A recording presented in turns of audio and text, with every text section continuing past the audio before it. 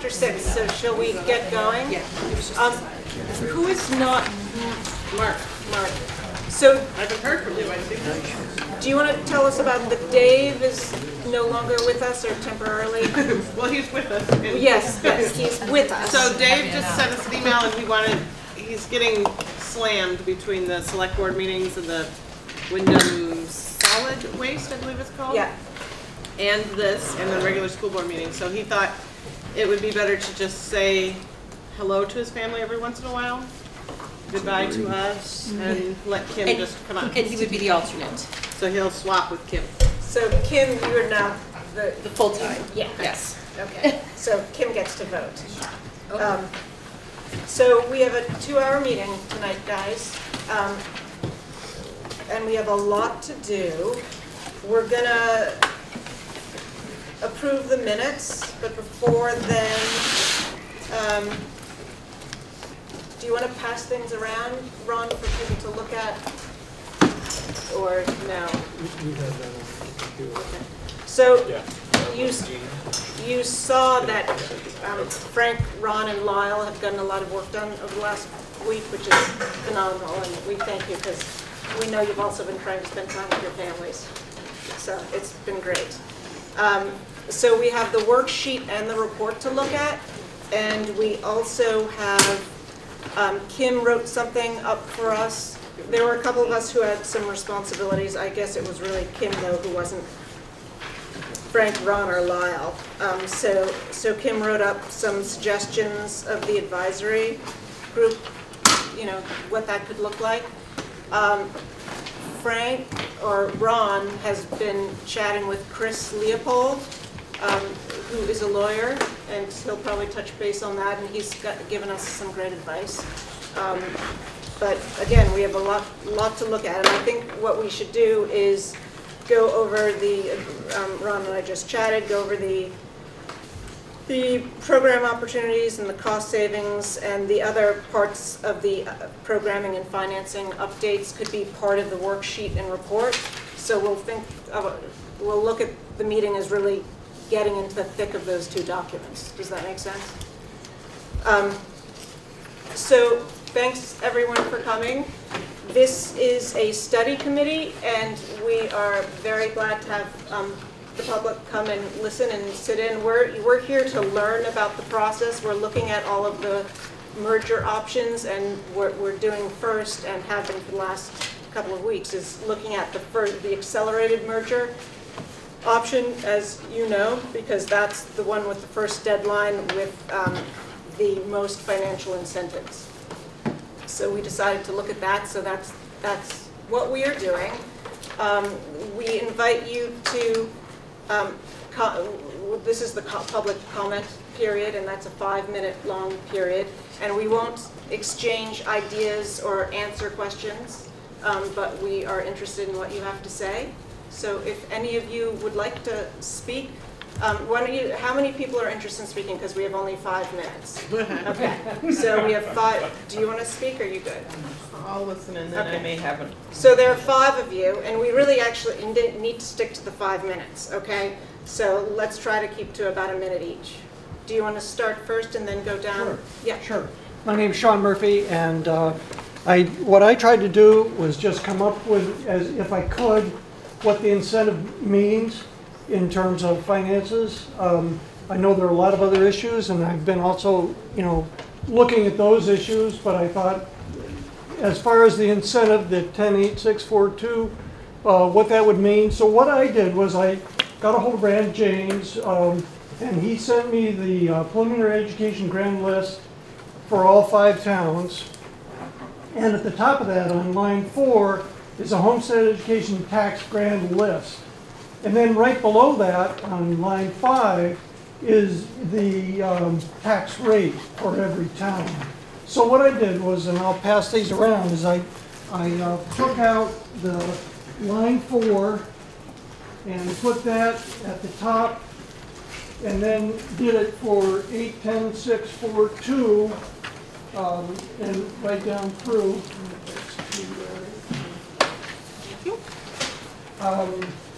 And so what I did is make assumptions that really can't be made, and that is that the assumption would be that everything would be static.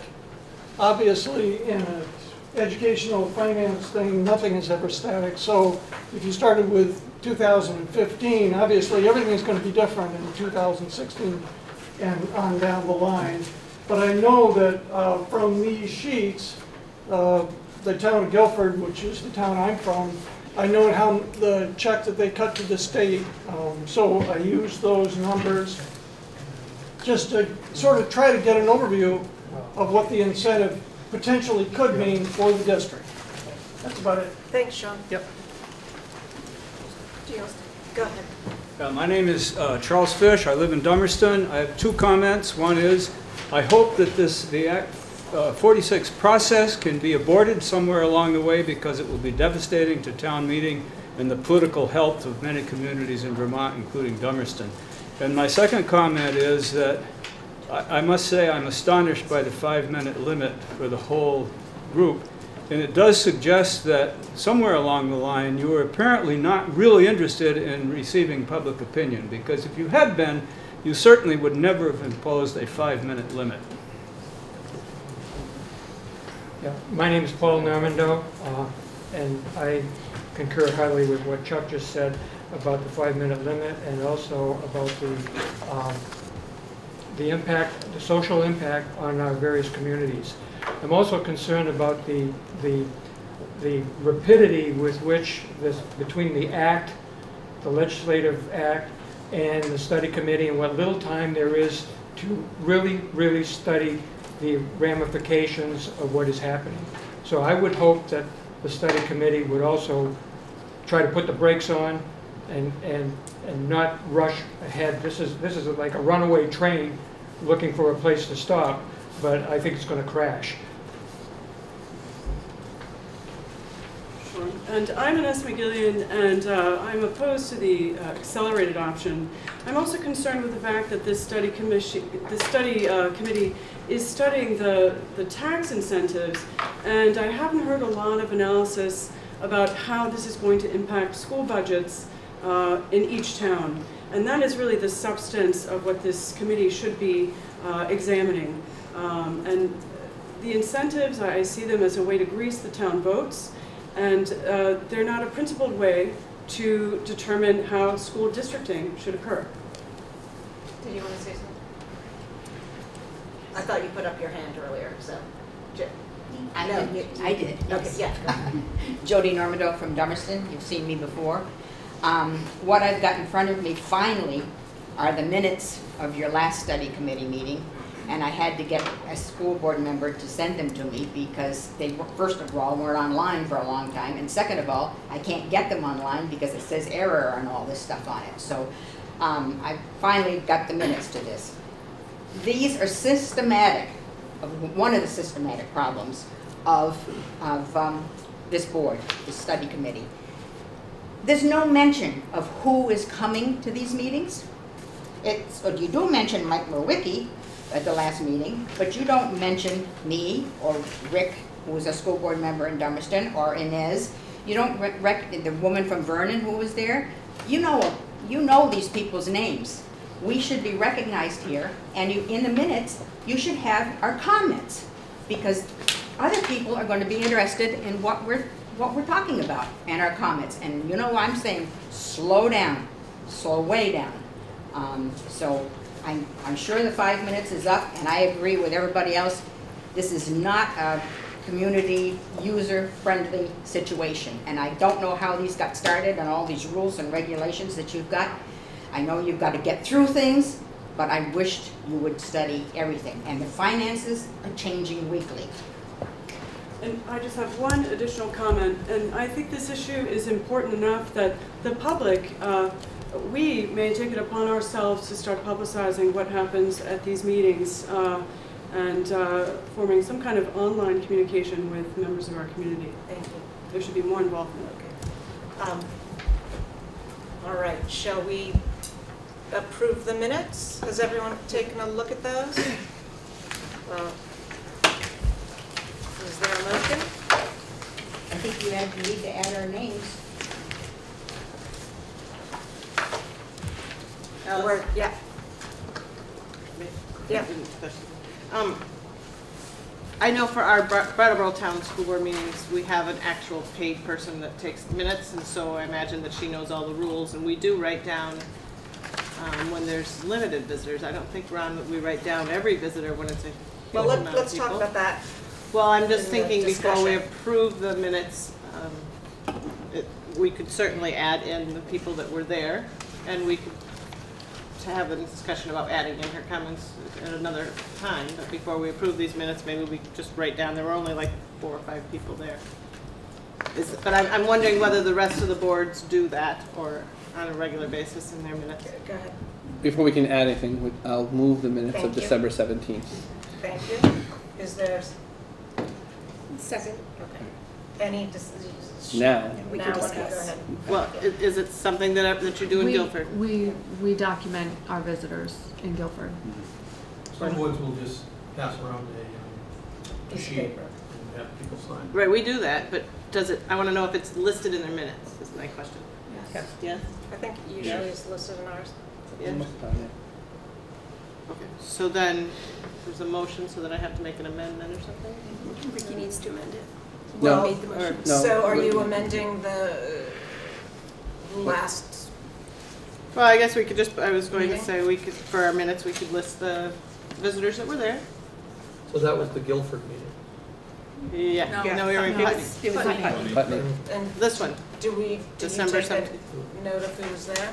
Just from memory, Okay. yeah. I mean, I I can mean, start we could do passing that. out a sheet if people want. I can't, I don't know everybody from all the different towns, Yeah. so it's hard for me to. I'll pass that sheet. Sure, that's fine. Thank you. And do you want to make a motion to amend the minutes to include, let's see, Rick was there, Jody was there, obviously Mike Maricki, Yeah. He's already in there. and who else was there? Oh, you were there? Oh, that's right, you came late. And you were there? And there was a Carol from Vernon. Is that you? Maryland. Merrill, okay. Marilyn? Marilyn. All right. And what's your last name, Merrill? McQuaid. Okay. All right. So I will add those. So. And I second Jill's. You second the amendment? All right, The- there we are. Okay. Then we have to vote on the amendment, I guess. All right. Yeah. Or we can just approve the minutes with the amendment. With the amount, yeah. We can just, Perfect. Alice can just say we can approve, all in favor of the minutes as With the amended. Are there any other There was things to one, discuss? there's one thing in here about a meeting that was already passed, the date must have been wrong. Yeah, I saw that too. Oh, that makes sense. Where was it? Expedia. Oh, Ron shared that Dummerston will be hosting a public forum on 12/8, Oh, but it was already 12/17. Okay. So, I think you just used the previous minutes as your draft or something. yes. So you'll just edit that out. take that out. Okay. Any more discussion? All those in favor of the minutes with the change, with the added? All those in favor? Aye. Any opposed? Great. All right. So does everyone have a copy of the 2 worksheets? So what we just passed out, this long one, Yeah. or what you sent around before? So there's an updated copy, right? Yeah, I think Ron's making some additional copies. This that came as an email, right? Yeah, so there's the worksheet and the report. And Amy in the day sent suggested edits. Is that what you did? I just added some things based Okay. on a comment that I've got. Which I thought were great. So that was the second version that came around? Hello. Mark? That's okay. So have we all gotten the updated version? I passed out the program expansion notes, Yeah. the long sheet, and also the updated study committee report. Okay. I made a few extra copies that some people don't have. Amy, what was the thing changed? It's here. Just is acknowledging the history of strong community involvement. So it's in on our the second different- page? Yes. That first paragraph there, and then the second one, talking These are about. the two versions of it. Yeah. So, Ron, shall we talk about, before we dig in, shall we talk about the program opportunities? Yeah. Okay. That was the first charge that you gave us.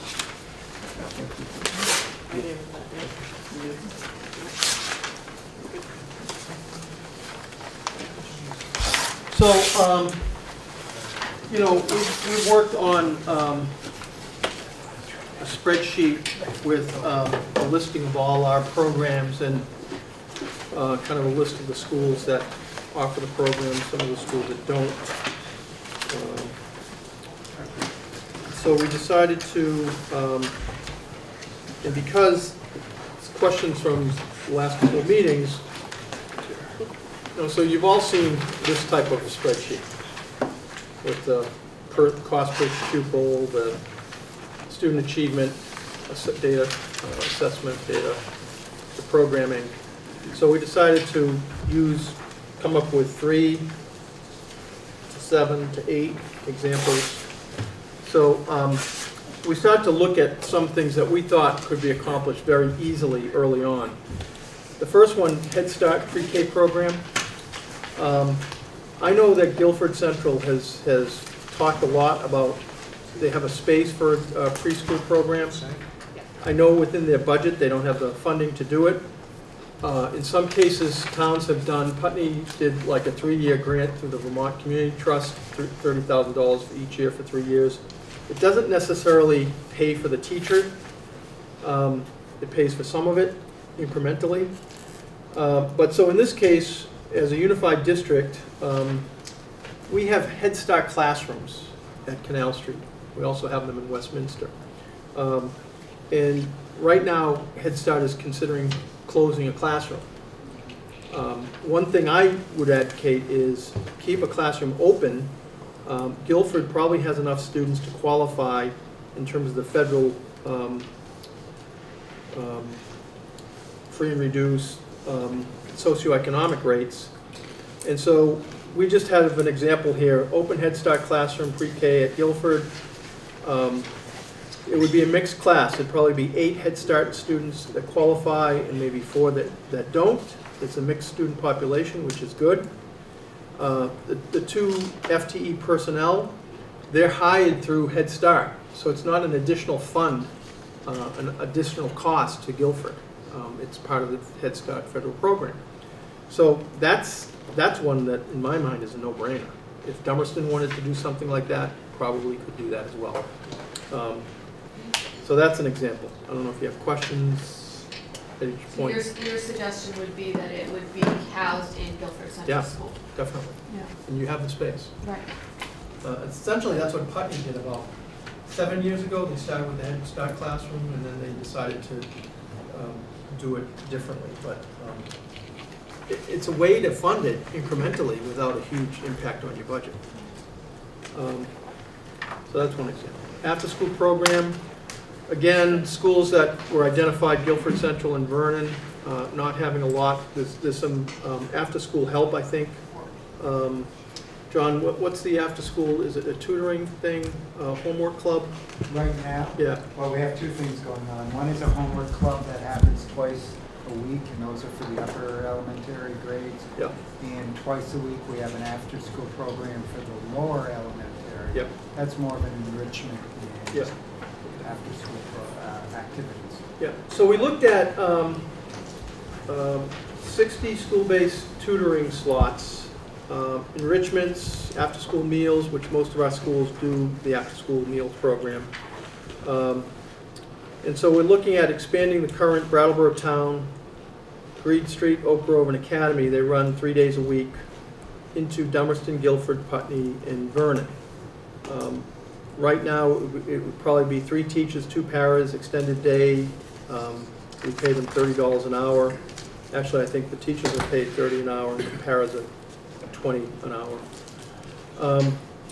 Then we talked about the idea of Brattleboro Town has a very extensive after-school enrichment program. We talked about this at a Guilford board meeting a couple of months ago, the idea of if Guilford parents, you know, there might be a trick in terms of after school where the buses are going to the high school would need to, let's say with Guilford kids, take them to Oak Grove, to those programs, and then parents would pick them up at 5 o'clock after the program. But those are examples of, and we just put some, you know, thoughts there, elementary shuttle to academy before the high school students are picked up. And so maybe it's at academy where most of the programs are offered, a central location. But we talked about how we could open those slots up, again, for the types of enrichment, including New England Youth Theater, the strings program. There's some exercise options, language. There's a whole list of things that we didn't put down here, but that's just another example of that potential. Elementary summer school program, I think that's a huge issue. You know, when we look at achievement scores, the loss of summer learning is a big issue for students. And so, again, expanding that to Dummerston, Guilford, Putney, and Vernon. We estimated $12,000. We can talk about that. But right now we have 40 summer school slots. And so we talked about expanding those to 65 students. We currently have 13 teachers, 4 paras, 4 weeks, 4 days a week. We didn't feel like there'd be any need for personnel increases because I think when, I don't have my notes, but I think when we actually looked at the number of classes, students per class session, it's only like 7 per section. So we felt like if we wanted to expand it by 25 students, there really wouldn't be any increase in personnel costs. Again, that would be housed at Academy. That's generally where it's either Academy or Green Street during the summer for 4 weeks. That again would be a program that could be expanded to the other districts. BAMS also has a summer school program. So again, 7th and 8th graders, we put Dummerston and Putney. Summer school, they currently have 50 students, 5 teachers, 2 paras, 4 weeks, 4 days a week. Again, no personnel increase. Additional transportation expenses, up to 40 additional students from other towns. So if the middle school students at Dummerston and Putney wanted to be part of that, that could happen. Something related to the curriculum, we have teacher leaders, and those are teachers that get paid a stipend of about $4,000, and they are kind of the lead teachers in their buildings for math and literacy proficiency. They work very closely with our academic coaches, and they work with their own teachers in the building. They run professional development on the math and literacy programs. So expand the concept, identifying teacher leaders. Training could be provided consistently through our coaches, use peer observations, lead staff meetings, focus on school data analysis. New resources include stipends for identified leaders, no new resources for professional training. We'd be utilizing our own staff to do that. We thought that you could fund it initially through 1% stipends. That's a way that we can always think, at least for the first 2 or 3 years, that you can fund it through 1%. It's a contractual issue that's already in our budget. Why not focus it, direct it toward those types of learning activities? So that's a nice arrangement. Integration of technology into instruction. Expand on Oak Grove and Green Street, library media specialist model. So again, just thinking about more training for the library media staff and utilizing our existing people that are very well trained in this to work with our other library media staff. Steps number 7, the STEP program. I apologize, there's 2 spelling mistakes. Consolidation does not have 2 O's. Well, actually, it does have 2 O's. It doesn't have a third O. It should be an I. Consolidation, L-I-D-A-T-I-O-N. Okay. So through the WSESU Special Ed Consolidation, we've been in the process for really 2 years and really focusing this coming year on training behavioral interventionists and training paraeducators as behavior technicians to support students with emotional and behavioral challenges. So again, with the special ed consolidation, I think you all know as board members we've put at least 1 or 2 or more paras into the SU budget. Those paras to be identified to do the behavior support programming to help the students. And number 8, again, under special ed consolidation, I just put in a spending overview for FY16. I think you've heard us talk about we reduced the costs by $300,000 this past year. And again, I think our services are better because we've been able to consolidate and pool resources. STEP program expansion is an example of that. And I think, not that we have those numbers yet, but when we continue with this, the increase in special ed student to teacher ratio, we've talked again about that at our budget meetings where right now it's like 1 teacher to 7 students. It really should be 1 to 12. It could be 1 to 15, but incrementally if we increase it to 1 to 12, it's not a hardship on our staff, but it has a huge impact on the cost. And quite frankly, the cost that's going up in special ed, if we project the last 3 years a 2% increase, we'd still be dropping our special ed costs. But because of out-of-district placements, I think the high school is like an additional $200,000 this year. And the concept is we need to get these kids back into our schools, and you have to have the trained staff to do that. So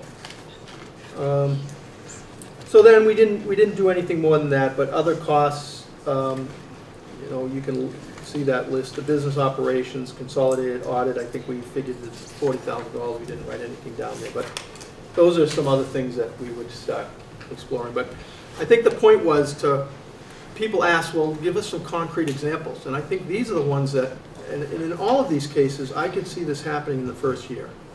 There'd be no reason not to. Will there be like formalized implementation plans for each of these so that we could, share those with the town to say this is what we're being promised, this is how we're going to get there, with all the details. Working with the principals, we could kind of identify the number of students that they think are reasonable. Right. We'd have to look at the transportation, either costs or shuttling students. Yep. The first one is, just I can get confirmation through Head Start. What would be the time frame, do you think, for getting that type of formalized implementation plan that we could see? Within a couple of months. I mean, I don't think in terms of this real specific details for these programs that we would have those by town meeting, because. So that's my concern. But we have a concept. Right.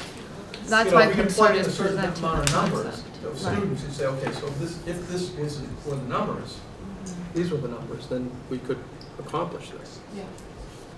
Joe, do you have something to add? Yeah. I was waiting. I was trying to be polite. I didn't even bring any cookies to stuff in my mouth this time. Shut me up. Thank you, Ron. Thank you, Frank. That's my first thing, because this is the type of stuff that I've been looking for and begging for. And I'm delighted to see, and I'll happily speak accolades about any of these programs that are going on in the Brattleboro School, and there's a lot of, or all of them are. So now, my question, and you're going to be able to guess it, Ron. The one you didn't talk about is foreign language. Oh, yeah. I think we felt like we could offer that at a very minimal cost, no expense really, after school. But in terms of the day program, I would like to see what some of the other savings are to be able to offset hiring staff to do that in other schools, because there's a cost to the staffing. So I didn't want to project that like for the first year. So Alex, you and I sent an email 3 weeks ago. We haven't seen any answer back at all about what is equity and what is equitable. Did Donna ever send you an email about the I think the definition that we use is what anybody would use. Well, when we sat around the table, Ron, there were 6 of us with 6 different definitions. Well, I wasn't at the table, I'm sorry. So what's your definition? I'm not Let's gonna see. go there. Well, that's the problem, though, is the definition, right, of 6 of us is equitable to me means everybody gets the same thing during the day. I can see where after school and before school can have a little more flexibility, especially if we say we can do the busing, which I think could work.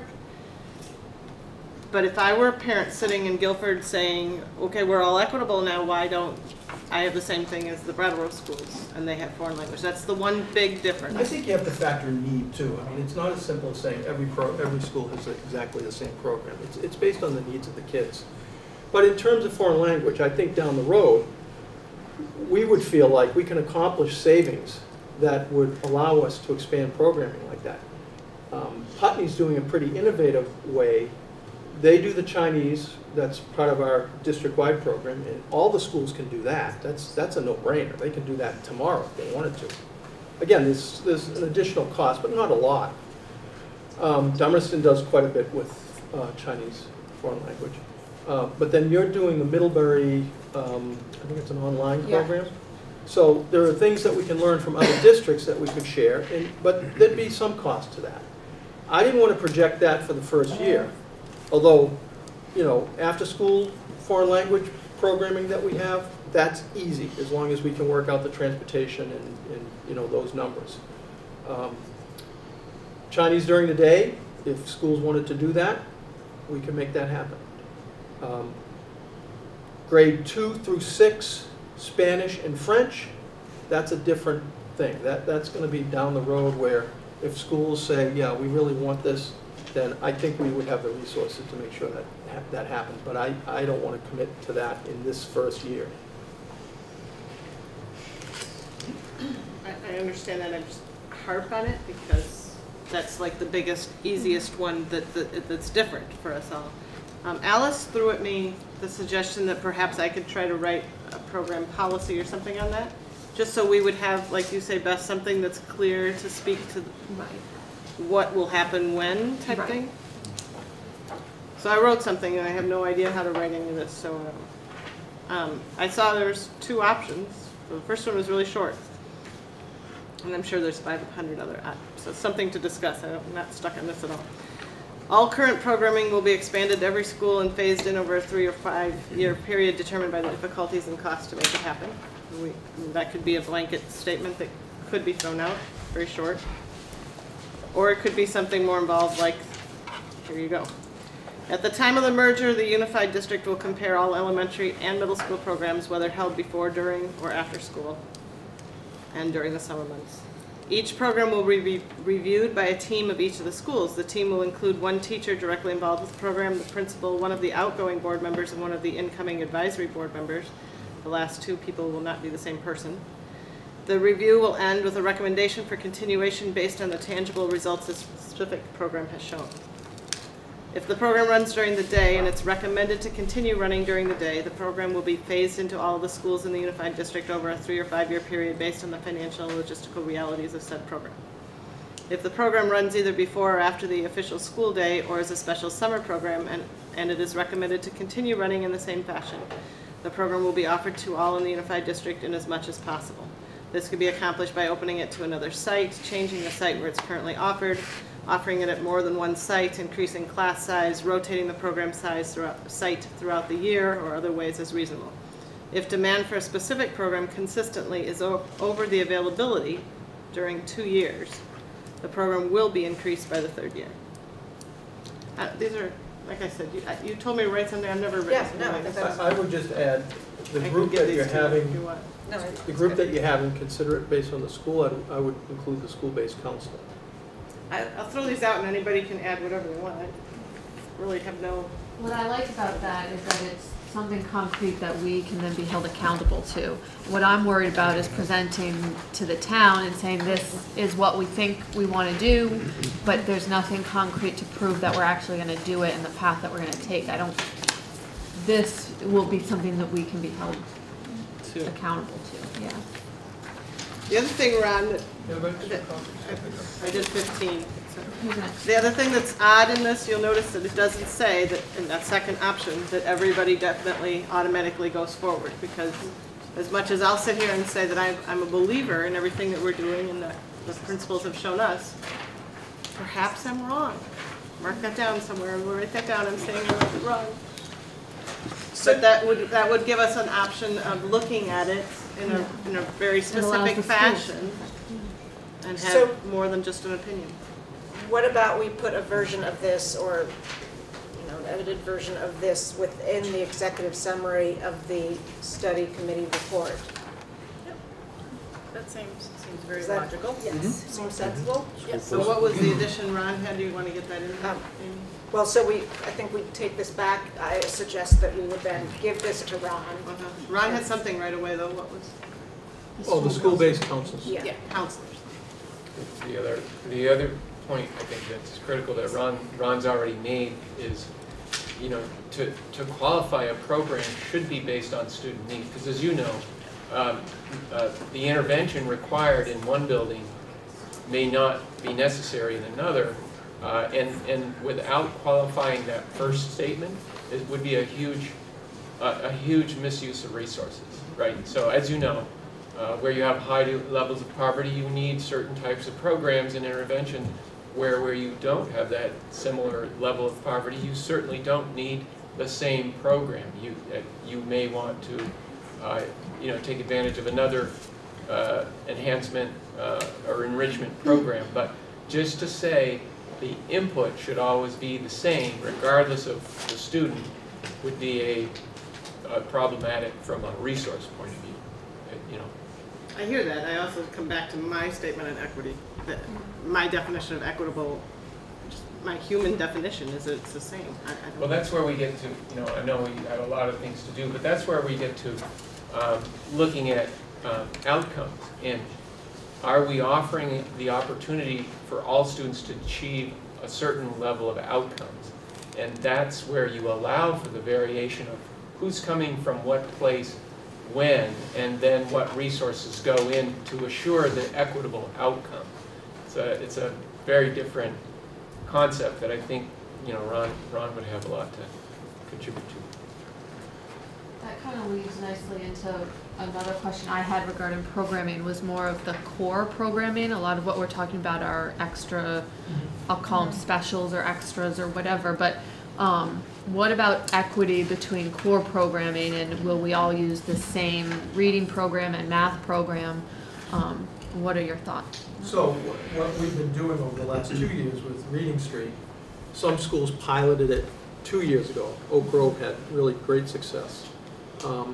And so we've tried to promote that and share that with other schools that are piloting this year, including Guilford and some other schools. I would hesitate to say that we're dictating a common curriculum. We're essentially saying we need to coordinate our literacy program. But Dummerston has used a program for years very successfully. And I wouldn't say that we would write something up that says every school has to decide on the same program. The concepts of literacy instruction are common. So there's a big expense with Reading Street, and we've tried to offset that expense through piloting these programs. And we know in 2 or 3 years there's going to be, if you do it at every grade level, it's a big expense. So again, thinking about through a unified district, it's going to be easier to accomplish than the individual school budget having $30,000 or $40,000 additional dollars plugged into a Reading Street professional development cost, or Engage New York for the math. But I think we've been really strong in terms of coordinating our curriculum anyway. Now it's the question of how do you afford it.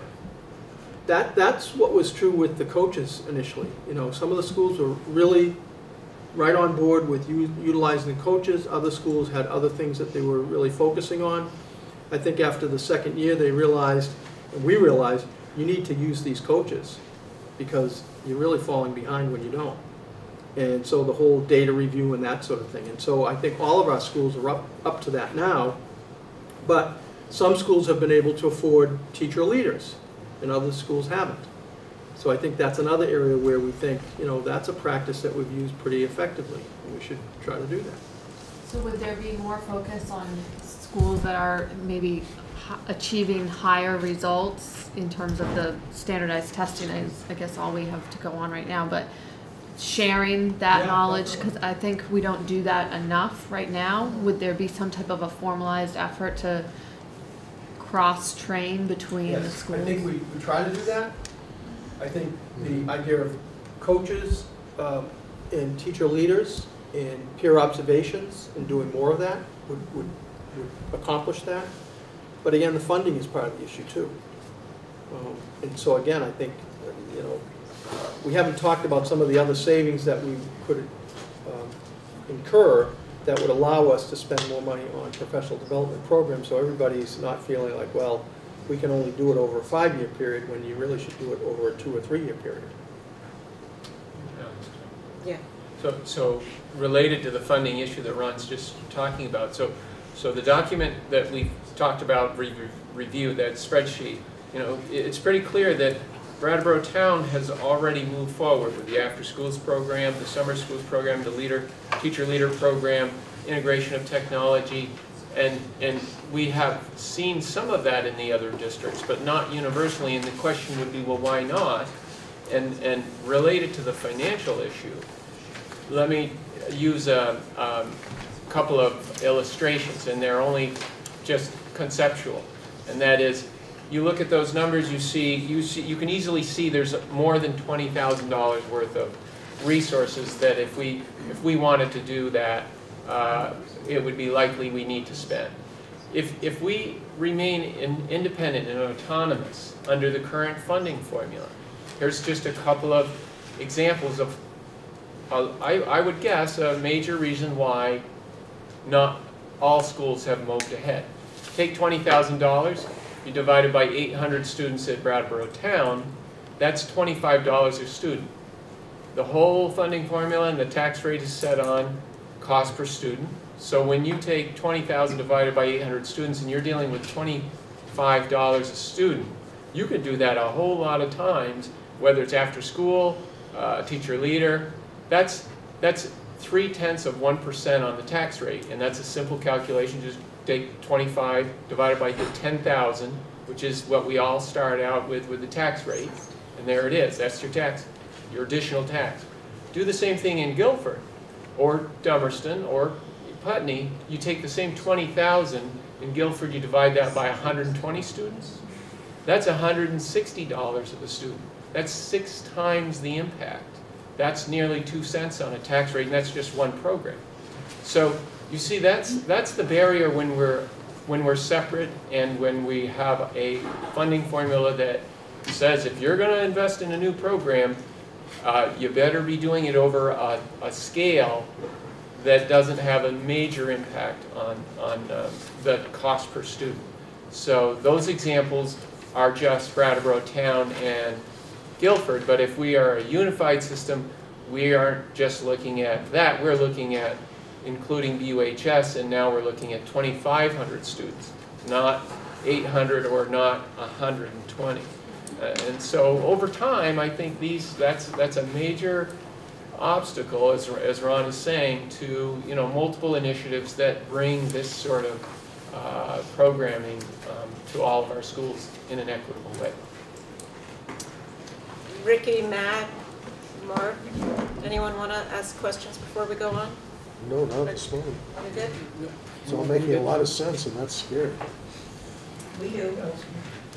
It's very short. It is very short, and I noticed in these initiatives that none of them involve hiring new personnel.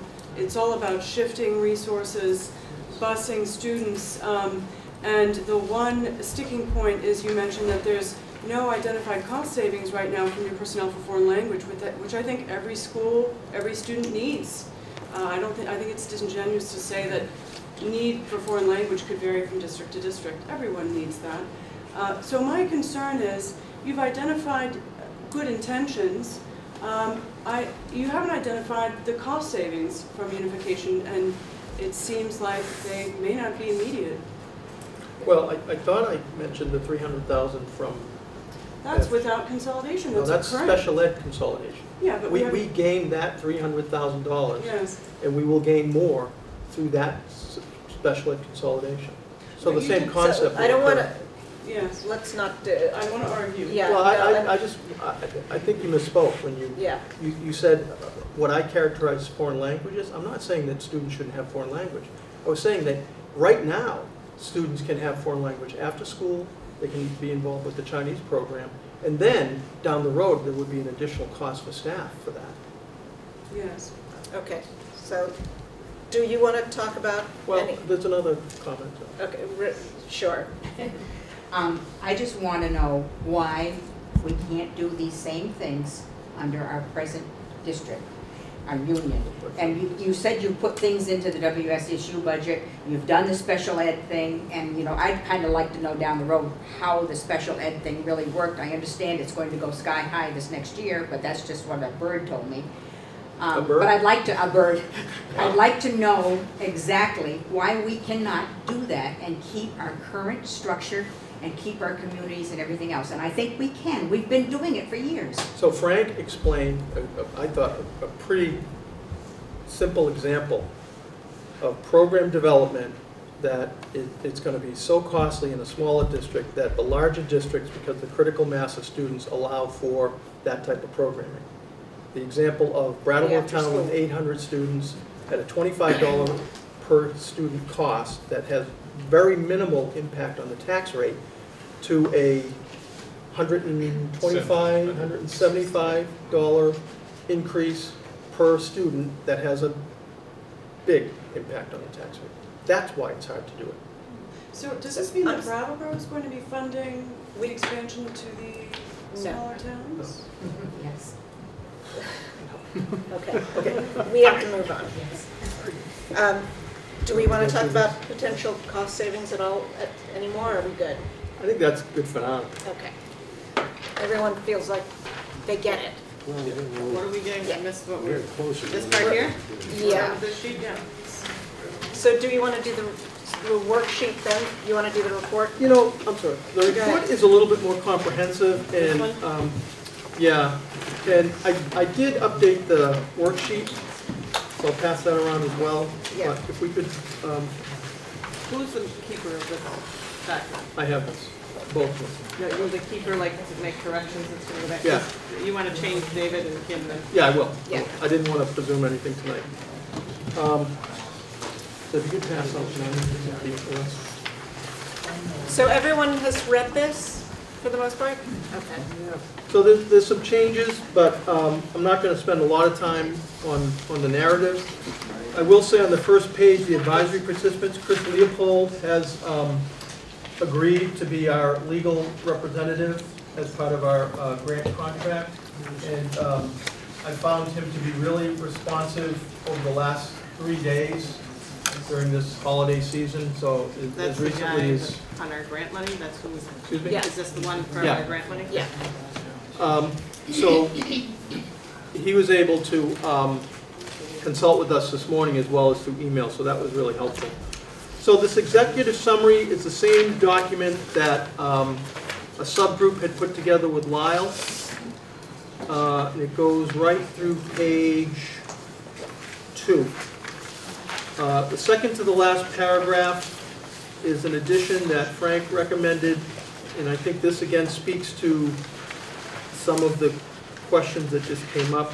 The current complex financial assessment methodology needed to match program costs in separate districts with various funding sources would be drastically simplified by a unified system. So you have to read the stuff ahead of that and maybe we should. As shown through previous efforts, consolidation will provide more efficient financial planning and delivery of financial services. This would be realized through streamlined accounting system, the creation of one budget, one annual report, and the reduction in numbers of independent audits. Purchasing supplies such as textbooks and technology on a large scale will lower costs. Consolidating custodial services, including purchasing of supplies and sharing of personnel, is an additional area of potential cost savings. Custodians at site with expertise in specific areas such as carpentry, plumbing, or hazmat could be used as needed rather than contracting with outside services. Facility coordination will be overseen by one person. So, you know, those are some of the conceptual savings that other districts have incurred. This page 3, these 3 paragraphs, essentially Amy provided that narrative, and I think it's important that you can read it yourself. You know, the concept, the history of strong community involvement with its member districts. Can we read that? Amy, can you read that out loud? Sure. WSESU has a history of strong community involvement within its member districts. As a unified district, we will continue the SU's longstanding tradition of seeking local input, and will work collaboratively with school administration and the Unified District Board to develop district programming and annual budgets that are fiscally responsible and that provide an education for our students that is relevant and based on best educational practices and monitored outcomes. And with that, I was trying to just put it out there to all the communities that we still want them to engage and give us input and thoughts. Because that's something I know I've consistently heard from Dummerston at least. And actually the other 2 paragraphs as well. The second paragraph deals with,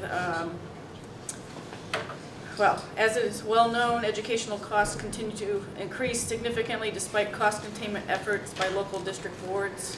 While ongoing support of public education by local taxpayers remains clear, it has become increasingly strained, and I'm thinking more of Vernon and Guilford.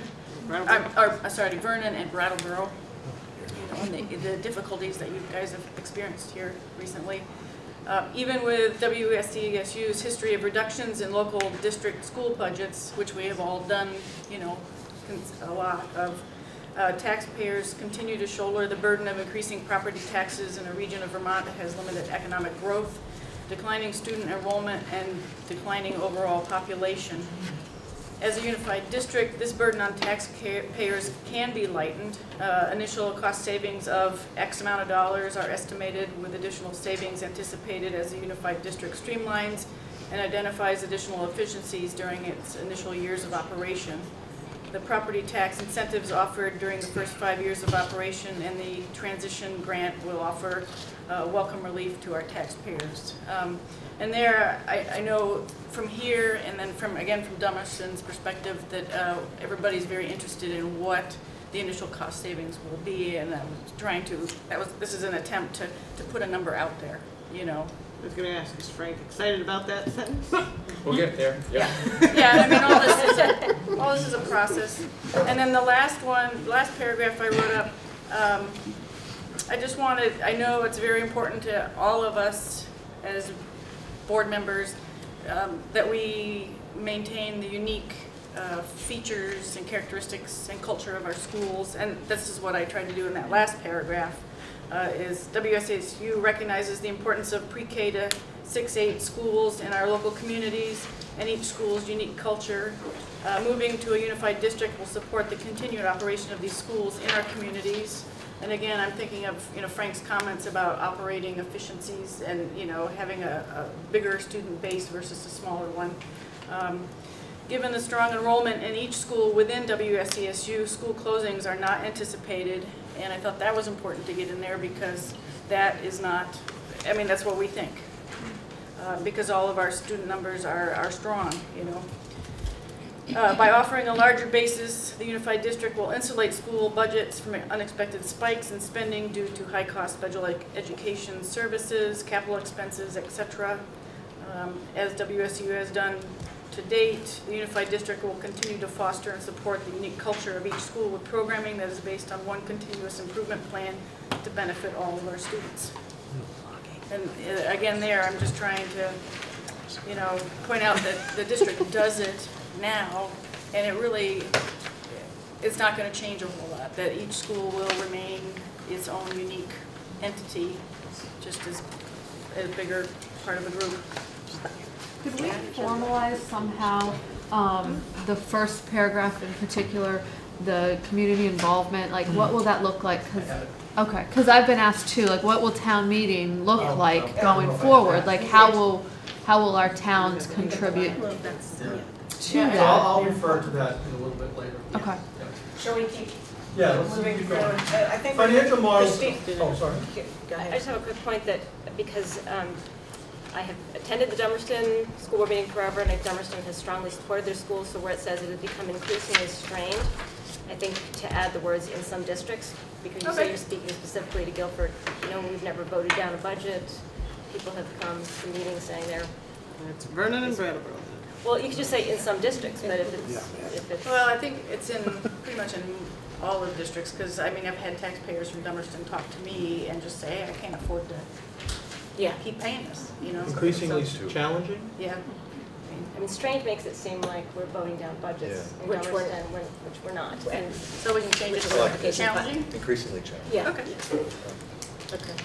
Thank you so much, Amy. Yep. Yeah, thanks. Yeah, nice working. Okay, so the financial models are in the appendix at the end. We can talk about that later. Yeah. So the next section addresses the issues on the agenda. The next section is called the Articles of Agreement. And so it's kind of just a boilerplate in terms of the different articles that you need to address. So Article 1 is the necessary forming school districts. So you have to list all of the districts with the current town school districts that would be part of this merged unified district. So I don't know if there's any questions on number 1. One question on that. Your last sentence, no additional school districts recommended at this time. Does that close the door to other districts maybe wanting to buy in? Just this year. Oh, just, So this is the first year for the accelerated, so you couldn't have anybody come in now. okay. In the subsequent year, you could. Right. Yeah. So Article 2 is the grades of operation, so pretty straightforward, pre-K through 12 for all the students in the unified district. I felt like we should highlight the Vernon situation, so I took it right from that legislative letter that we received.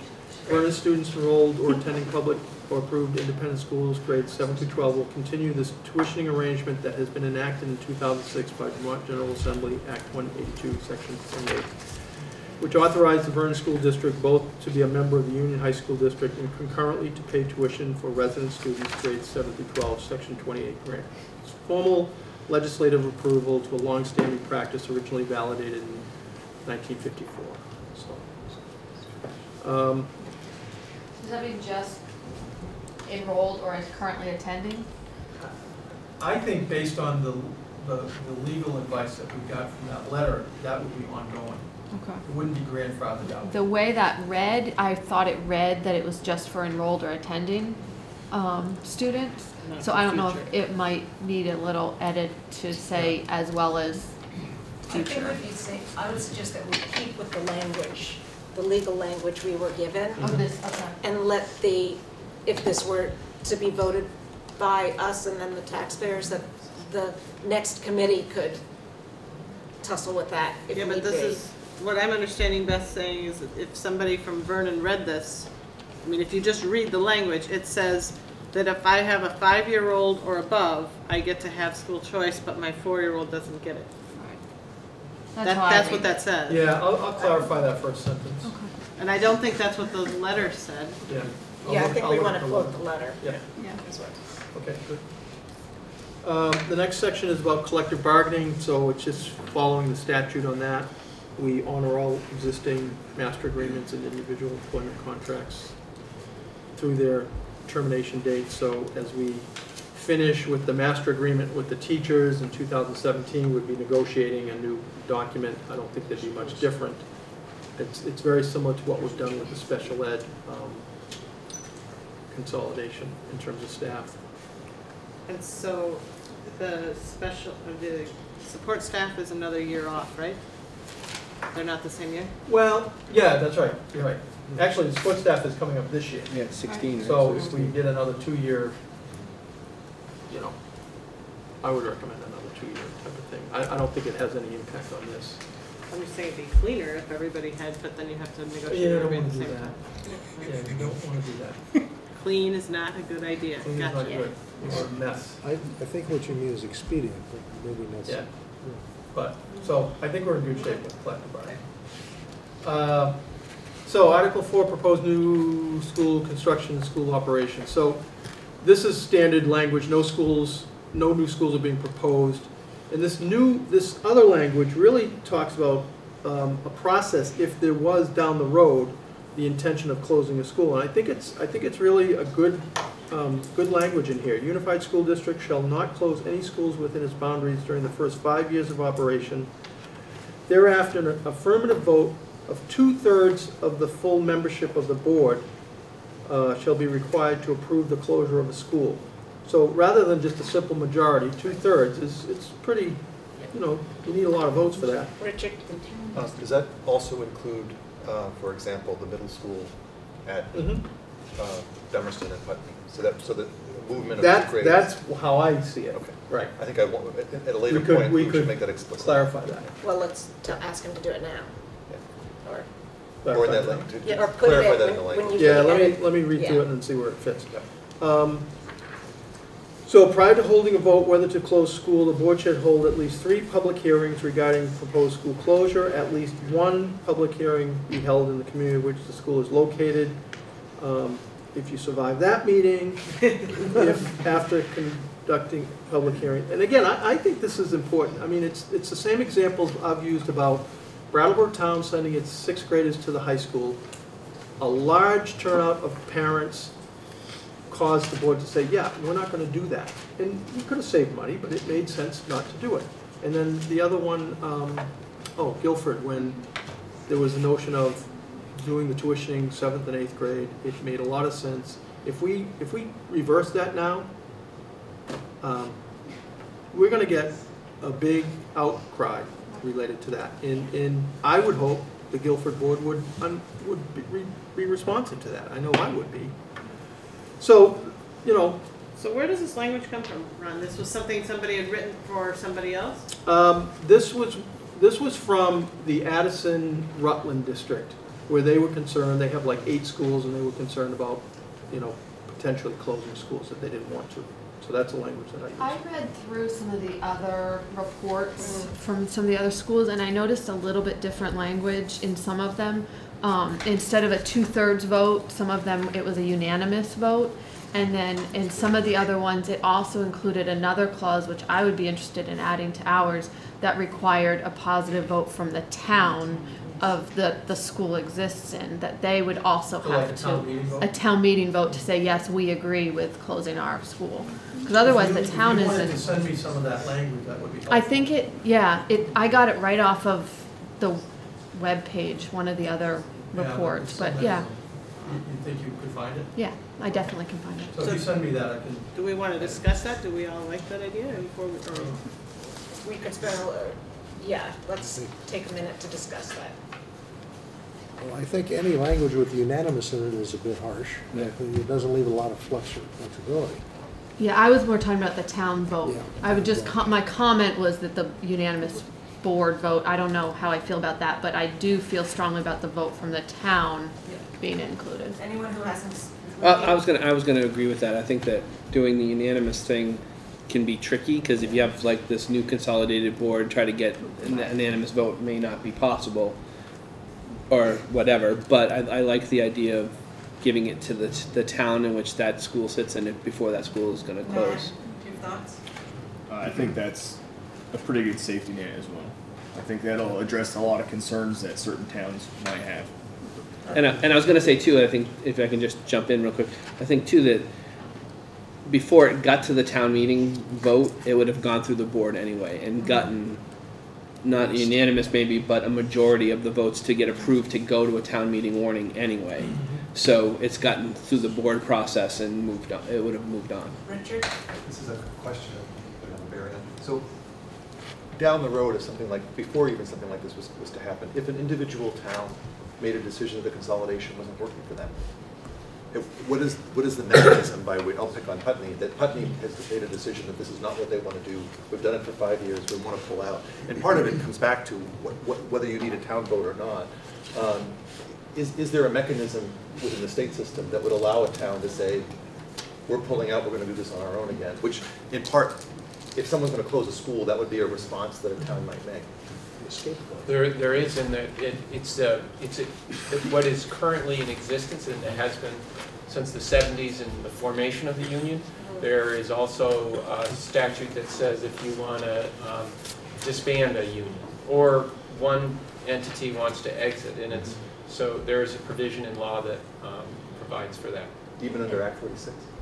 Act 46 doesn't override the union formation law. It actually uses much of it, like the study committee language, to move forward with further unification. You know what section that is? It's Title 16. I know the study committee statute refers to Section 706. Formation of a union and union operation is generally the 700 series of Title 16. Did you guys want to add anything to the? Is that a unanimous to get out of? Basically, to get out of a union, all towns have to have an affirmative vote to allow a town to exit. So they can't leave unless that's we right. all would So the say town has to approve it, and then the other members of the union have to approve it. So and that's been in existence. Kim or Amy or Kim? I think it's an excellent idea to have the provision to have the towns voting on it as well, just because it encourages community involvement again. So it sounds like we're all in favor of the 2/3 and then the town. Yes. Yeah. Can I just add, and given that the only way out for a town would require the vote of everybody on the board to say you can get out, then I think the town ought to be I would agree with that, and the town needs to be in a position to vote to close the school. Okay. Jill? So what if it was a merger? Say Oak Grove and Vernon decided that they were going to do some sort of a merger of two schools, but not really close the schools. What happens in that sort of a case then? Which town votes? Both towns? Or does it even have to go to the towns to be voted on because they're not really closing? Is what we're talking about only a closure? I think that would be more of a real estate type of decision. Though if you made it, I mean, one of the hypotheticals that came up at one time in Putney was, well, what if Putney and Dummerston did something where the elementary school was in one site and the middle school was at another site? Right, to me, that would still be a closing of the school in that we were moving students who would normally be in one place to another place. That was the clarification I asked for Ron, so that you couldn't just move students from Dummerston or Putney or elsewhere to another school without it being considered in some sense a closure. Okay, so I just want to play this out mentally so that I can really understand it. Yeah. So let's play that example. So by what you're saying, Beth, then we're saying that Putney and Dummerston are going to mix around what they're doing. Therefore, Putney and Dummerston have to both agree in their towns. So first, the unified board would have to have a 2/3 majority. You'd have to do your public forums and all of that. So now let's say that Putney says yes and Dummerston says no. Everything dies? And then the taxpayers of all the other towns continue to pay the higher rate to keep that particular place going. I mean, part of what I thought was supposed to happen in this is that you would have the ability to make those harder decisions. I am all for public involvement, and I think that it's really important, but I don't know if I want to hamstring all the other towns because one town says, no, I'm till death, I'm keeping my school exactly the way it is. But I'm sorry. Now, why don't you add, and then I think we should move on and figure out, explore this with But Donna. given what Frank said about how a union divides, right? That's an instance where if it arrived at that point, do you want Putney in the district? And Putney would say, we want out because we want to do this instead, right? I had this. Sorry, I just lost the thread. The board would have to approve anyone pulling out of the district, and at that point, that's where that discussion would happen. Because I would suspect somebody who was aggravated about having to, or if the board was aggravated at having to pay additional costs for Putney because Putney has voted, or you said Dummerston, because Dummerston voted this down, right? Then I think the board could make a decision about does this does this town belong in the district still? So what I had understood from Frank and Ron's answer right now was actually that the town would come and say they wanted to succeed from the union, but not that we could kick them out. Your example is kicking out, right? Am I lost? think if it's a requirement of the union, you said, to vote for. You're still on the exit strategy? Yes. Well, we're on a practical, Yeah, example of, walk it through mentally. What happens if somebody doesn't want it to happen? If one of the towns is upset about whatever decision is being made. 4 years down the road. Well, 5, after 5, right? Yeah. This way it's in here. So year 6, we say we're gonna put middle school in Dummerston and Putney, and what was our example? Dummerston says no. So now we all pay to keep Dummerston going, we have no other option? Or can we say to Dummerston, do it our way or we don't want you here anymore? I don't see how you can say that in what we've set up. I think at that point, all you get is that Dummerston gets mad enough that Dummerston walks away. Go ahead, Mark. It may take us forever to come up with a perfect plan that's still suitable 4 or 5 years down the road. If we come up with a very good plan within the time limit allowed us, we can maintain still the planning committee so that when questions like that come up, you reconvene the committee, either us or others, and then we deal with it at that time. But try to plan for every eventuality is going to be a bit problematic. So that was my original comment, that if we hamstring it too much, if we make it too tight. But this seems to be more of a legal question that we can defer to our council. That's what I'm wondering. Can you take that back to Chris? And then okay.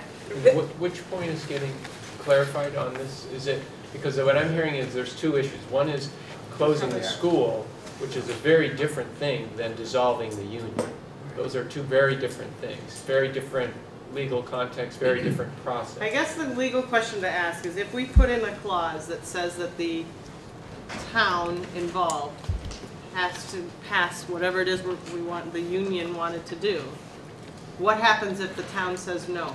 What are the options for the union at that point? I think that's a very good point, in that if you do ask to essentially cede your authority and your judgment to a particular town around a particular asset, then that is the scenario you've created for a future body. And this would be maybe 10 years out, maybe 20, maybe 50 years out, just as it was formed in 1970 at the union. So the more of those sort of restrictions you put into this original article, the more difficulties you will create for your future peers in addressing unanticipated circumstances, and who knows what they might be. Yeah. So I had the question. I wasn't going to go there. We're going to have a haunted forest, fundraiser next Halloween. So I have the question: if a school wants to leave the union. Yes. Okay. That's the question. Okay. But the issue is that is not a technically correct question, because a school is not a voting entity. It's not a legal entity, so it's a town. If a town wants to leave, that's a different issue than whether you want to close a school, because it's not at all unusual to close a school in a community, and that has nothing to do with dissolving a union. That just says, like as it has happened across Vermont, towns have gone from 100 kids to 25 kids, and it makes no sense to operate a school, but they're not saying let's dissolve the union. It's just an issue of, well, what grade levels will function in what regions to accommodate those students. And for any body who's elected to represent the educational interests and work with the superintendent around evaluating best use of a facility for educational purposes, for you to cede that to a group that is not elected to do that is, it's creating a potential problem for the union. I just wonder if, and I don't want to labor on this, if it would make more sense to have language something of the effect of all towns shall maintain a school as long as there is a minimum number of students. So it doesn't even mean it's the same building or something. I don't know. I think that's the issue here. The heart of the issue is the communities want a school in. you know? But obviously, if a school did go, like Vernon goes to 25 kids, I mean, that's not something we envision at this point, and that's a different issue altogether. But if that happens, I think it makes sense. I mean, I'm not saying we get into this tonight, but I think it is something to look at. I really do. I just don't like putting numbers like 75 or 65. I don't. Can I suggest that any other questions on this issue that might be legal-oriented questions, shoot them to me in the next day or two. I'll consolidate them and send them to Ron. Does that work? Because we could keep going. So could we hold off on the language about allowing towns to vote until we have the answer Yes. to that? Yes. Yeah. Is that a legal question? Yes. Well, would go to Chris probably, and perhaps Donna. But if you send me the, I'll send you the language. yeah, from which. And I guess maybe we could all think about how to achieve what Beth is rightly bringing up. You know, Yeah. how do we get the towns speaking, but not hamstring the union board into not being able to make a decision that has to be made? Maybe the way to word it is about programming and educational viability, you know, where you're thinking about the types of programs that you're able to offer the students there, you know, based on. And if I could, just one more thing what Richard brought up, it's, again, when you're talking about what grade levels operate at what location, it's something that, based on 30 years of experience with a particular school serving a particular grade level, you might not think that in the future that comes into question. But the issue of if you wanted to change the middle school structure, as Guilford has done, if we get into language that starts to put parameters around that discussion, what it does is it assumes that grade level groups may never change. And we know right now that is actually changing. What is the Smarter Balance Consortium? I think they're saying a 5, 6, 7, 8 makes a lot more sense than just a 7, 8.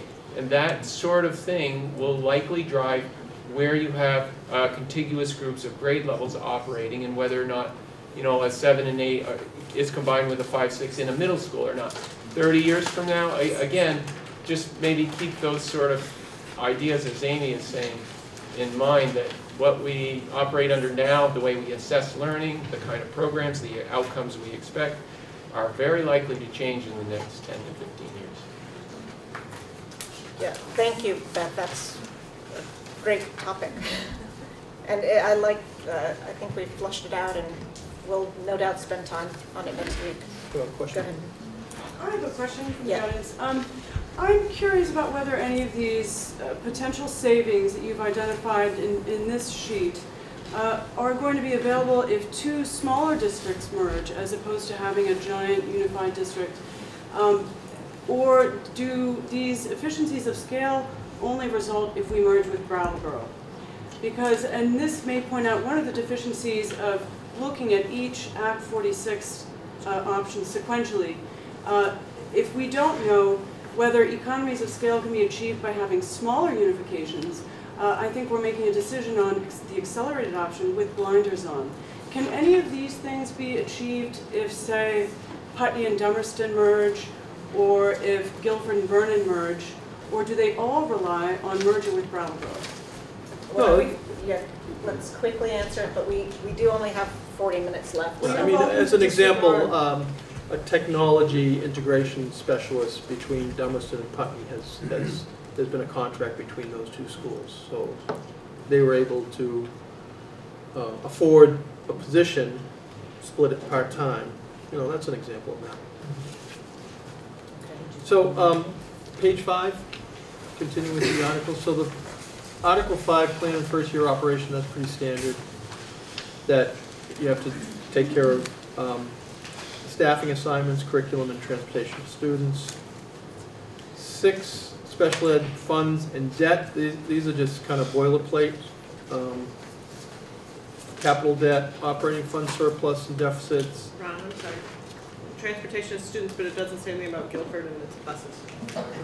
Well, as it is now, we are able to show, I think we, with the Agency of Ed, put them off that within this year, we're able to show cost savings associated with that's a requirement that if you're not all consolidated, you have to show that in this particular case, there's a cost savings with a separate provider. I don't know that we'll be able to do that down the road. We're talking about that at the Guilford board level right now. Yeah, although I did see that there was language saying that the provisions of the law that are in existence during the first year will be provided for ongoing. So I think whatever we have in place during that first year would be maintained. So we can get it through this one more year. Transportation specifically? Yeah. So, what are you saying, 1 year? you Well, would so definitely- the way I read it was that if whatever we have in place during the first year of the new unified district is what they will maintain in place throughout the rest of the.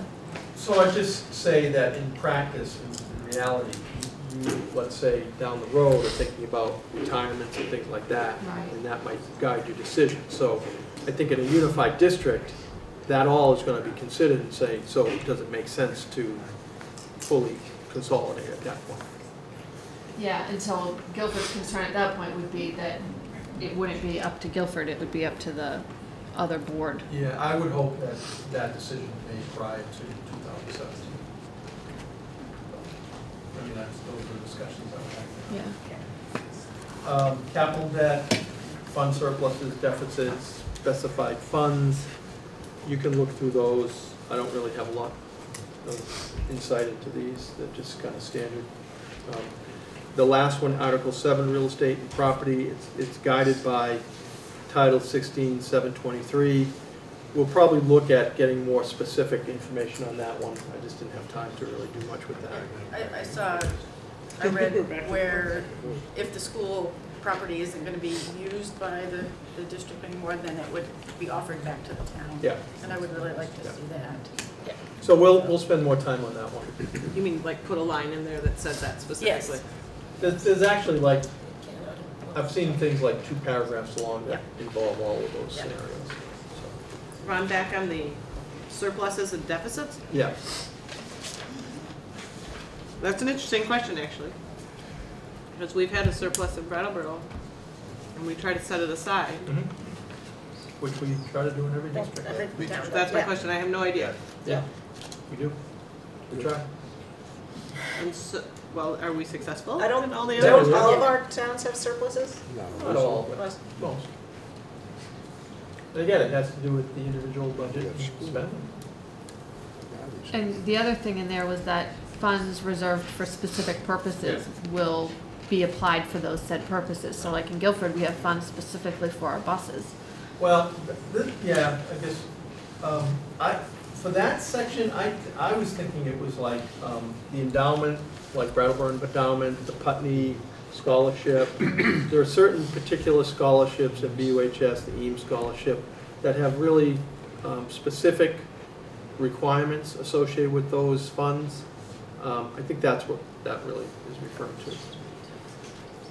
So it doesn't refer to capital that we may have been putting aside for specific.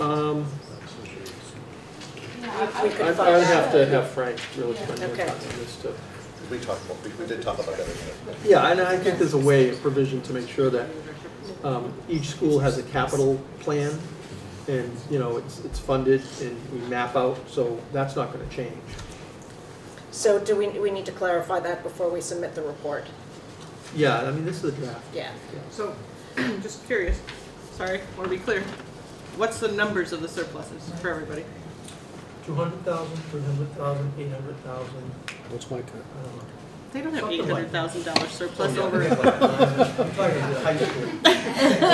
Oh, High school over there. he's putting it. Do you want to? No, I mean it's a range, That's a quick. Yeah. I just have a question regarding like the major repair funds, those type of, now currently each town has their own. How is that handled? Is all that extra money that's sitting there, does that go into a major repair fund? About the capital fund? Yeah, or do we hold our own? Yeah. Well, that's kind of my question too. Frank? Yeah. Yeah, so you're asking about Our reserve you have a fund. bus fund and everybody has a capital fund, and the general statute that we have there be useful to bring it up and just read it. But the general statute is saying that all the assets, the buildings, the reserve funds, all the assets become a part of the unified entity upon the formation of that entity and that vote in March. And then it's up to that unified board to do what the current boards do individually now, which is to identify the building needs, to make sure that there are sufficient resources to operate and to maintain going forward. There is a special clause in that article, if you look it up online right now, that does say, as Beth is saying, for trusts. And essentially it's saying that you'll honor the provisions of the original trust. We have a trust, I know. But it's pretty, So it's the reserve accounts. Okay.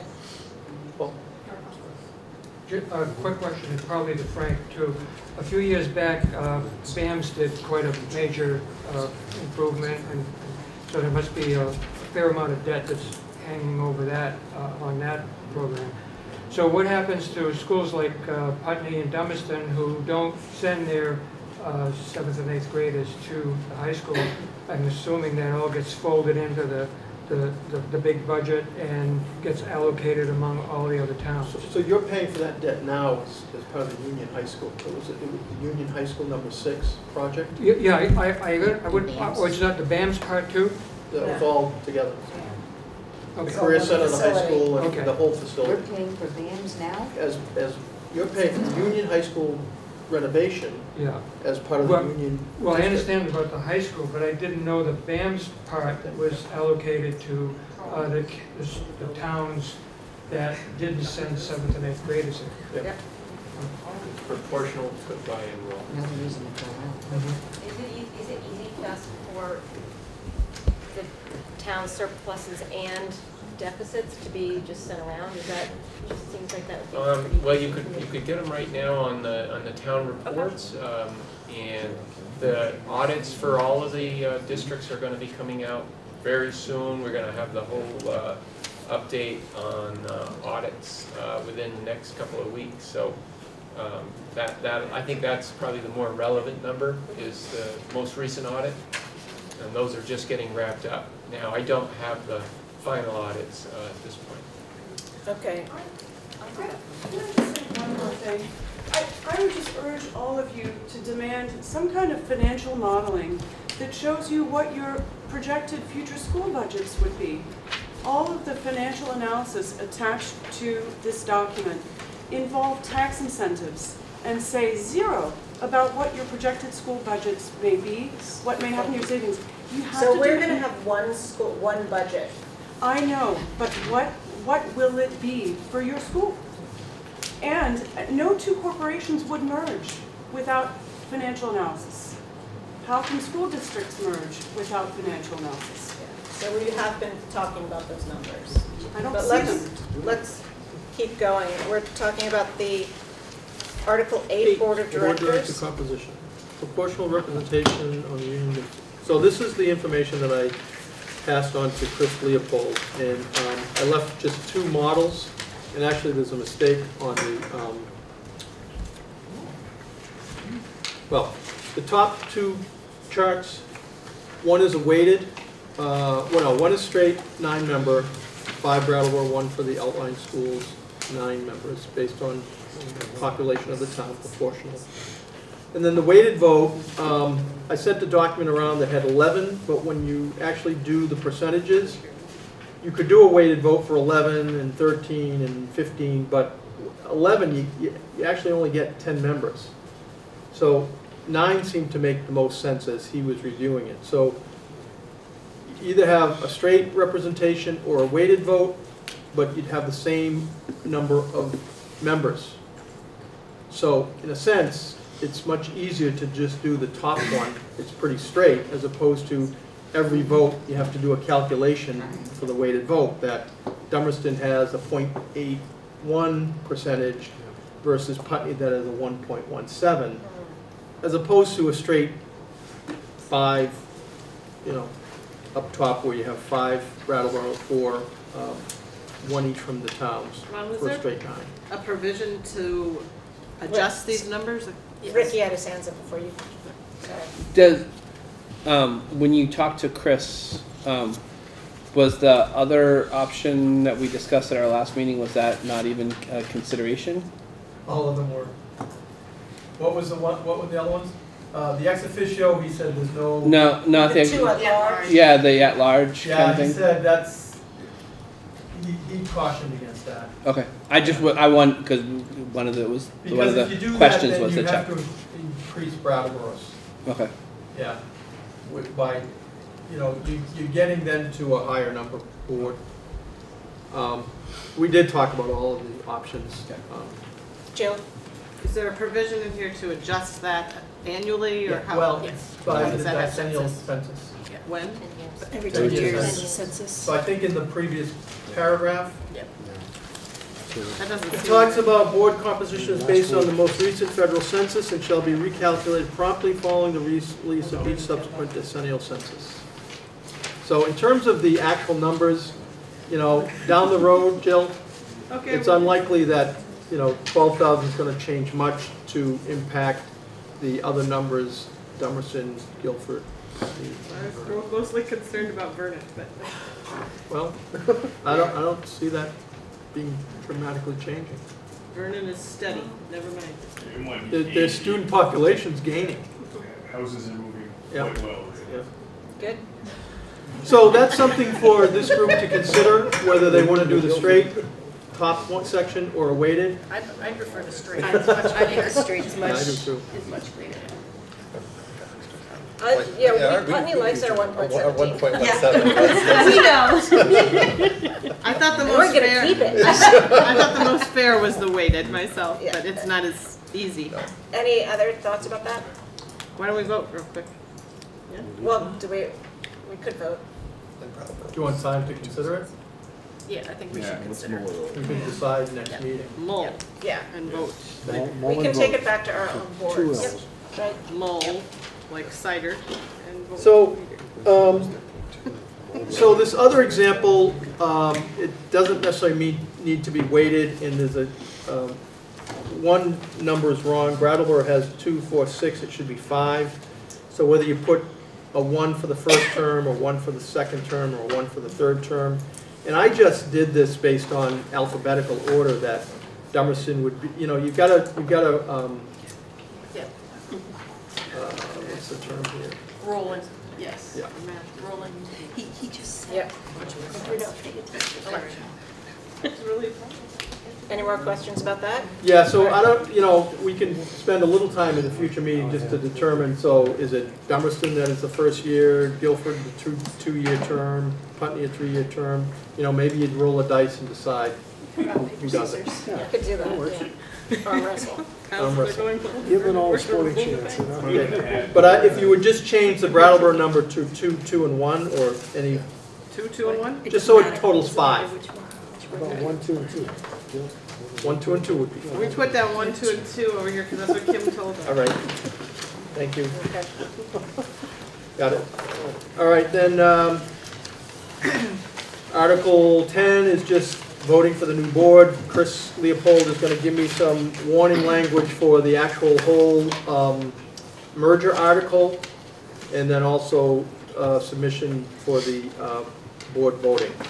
So that's as basic as it gets. He's going to give us more clarity on that. And then the last one. Ron, I'm sorry. It's just it takes me a while to think through everything, and then I get a question. So it doesn't specifically say, but like for us, when we're elected, we have to go out to get votes and then get put on the ballot. But some of you other folks have been talking about town meeting. It sounded like you got elected at town meeting. I don't know. No. So is it the same process for everybody? Same process, yeah. Thank you. I mean, you can have a write-in No, that's fine. people, yeah. So 11, I saw this from a district, I thought it made a lot of sense. Unified School District Board shall provide opportunity for local input on policy and budget development structures to support and encourage public participation within the Union School District, shall be established by the Union School Board of Directors on or before June 30th, 2016. I also included in the worksheet something on the school-based councils. pretty brief, but again, the concept of local input. So you want to do financials? I don't, you know, I just copied the documents that Frank had shared with us, so I don't want to really spend much time on that. I do hope that we could spend a few minutes on the worksheet. I don't think it's going to take long. Kim, do you have to leave early still? As of right now, I think we're good. Okay. Sean, you The only thing I had to say on the financials is I wasn't sure, I mean, I did some quick calculating on my own, but could we quantify a little more formally what the total difference would be waiting one more year instead of doing the accelerated but doing the conventional? So still pursuing the merger but just giving another year. We would have to look at, you know, Frank's gone right now, but we have to look at some numbers around that. Sean, I think, has some really important information at some point to share about gross numbers by town. Yeah, that was the sheet that I handed out that has the spreadsheet. And so it is, if we start out with 99 as the basis, and then if you took 10.8, you know, all down the incentive, it's basically a 30% or 30-cent incentive on 99 cents. If you drop the accelerated path out, you're losing that 10-cent incentive, which is the first number on the spreadsheet that I gave you, which I think is, what is that first number there? I don't have mine right in front of me. 991. Yeah, it's just shy of $1 million. So that's what as I looked at it, if I can just take a moment, I look at it as a unified system. So it's money that will come back in the incentives to all the taxpayers in the union, every town. So it is money that is going to come back. And I think that considering the economic climate and the age of the population of a lot of people in Wyndham County, I think it's only respectful to make sure that everybody understands that what the numbers mean. So you're saying if we were to put off the accelerated and go with the conventional, we're giving up a $991,000 savings? That is correct. Combined for everybody. That is correct. This is making the assumption, if you look at Guilford, and the homestead education tax, that $1,266,135, 10 cents represents that savings for the town of Guilford, but that's the individual taxpayers that would actually save that money.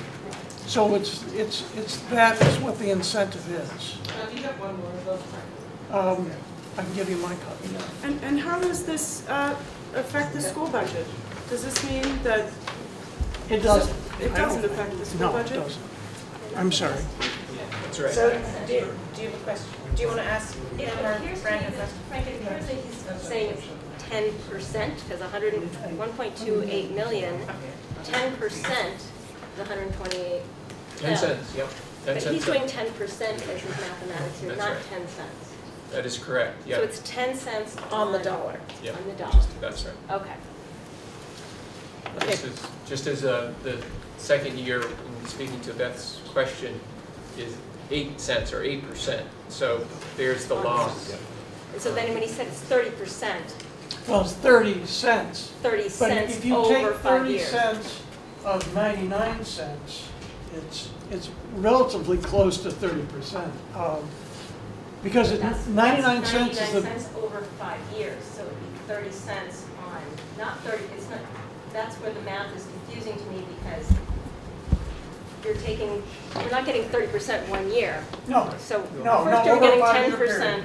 10%, so we're not getting 30% on That's why I did a hypothetical savings.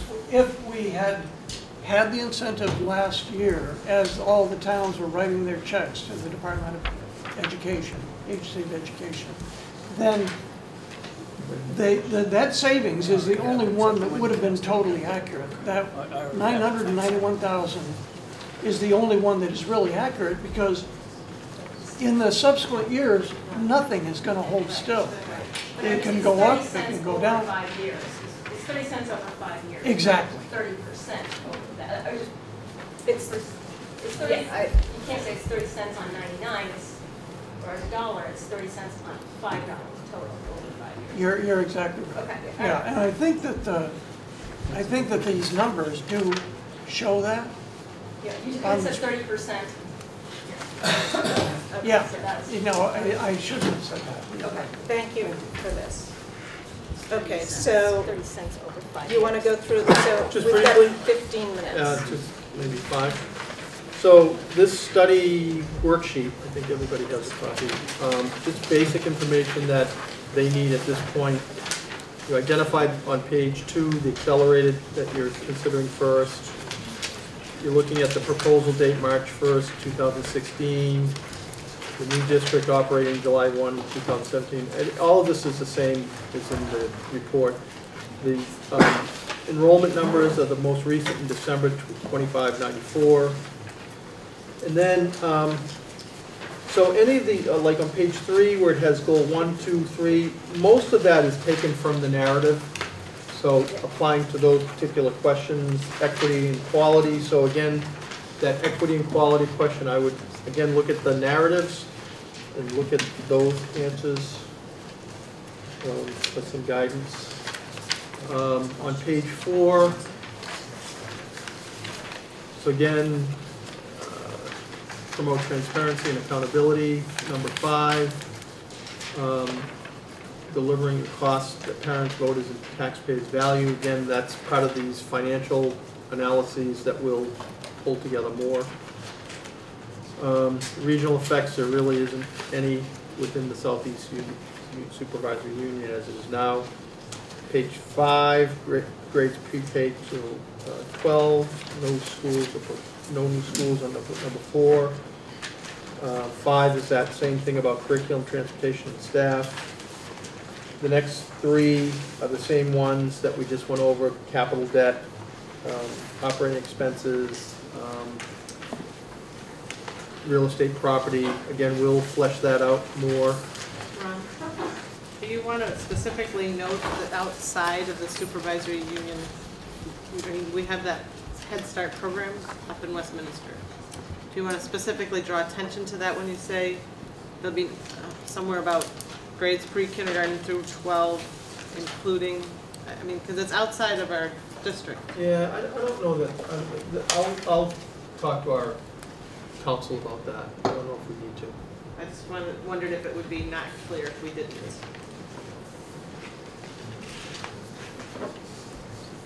Okay.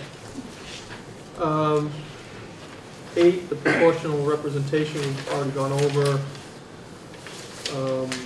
3-year terms that rotate, same stuff. Okay, so it's really the last page 7 is the additional. So that reference to local input for budget, policy and budget development, and then school-based councils. School-based councils shall be established at each school to provide local input on school-specific programs and activities. Councils will be made up of school directors representing the town school, school principal, parents, and community members. And I know Kim has a narrative that's more specific. We could probably use that narrative to add to this, and we could use that for the study committee report as well. Yeah. Do you So want to quickly? If you send me that as a attachment, that would be helpful. Okay. And then you guys want to discuss that. Yeah. Do you want to spend a few minutes explaining that? Sure. And just to give a little, I know I mentioned it at the last meeting, but I grew up here in town and moved away, and my kids were born in New York and Connecticut, so my kids moved here from out of state.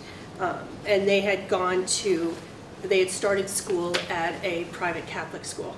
So we have on that we had something similar to an advisory board, which we had set up in the schools. It's called the Home School Association, and it was created to support the school and give feedback. We also had a little bit more involvement because we needed to raise $75,000 as part of our assessment every year. So we did have more financial input than what we would have now on the advisory boards. But how we set it up, and this is just a scenario. The group, it could be comprised of 5 to 7 members. it would be led by the school principals. The individual school advisory group could be voted on, as we did at the school's Meet the Teacher back to school night. And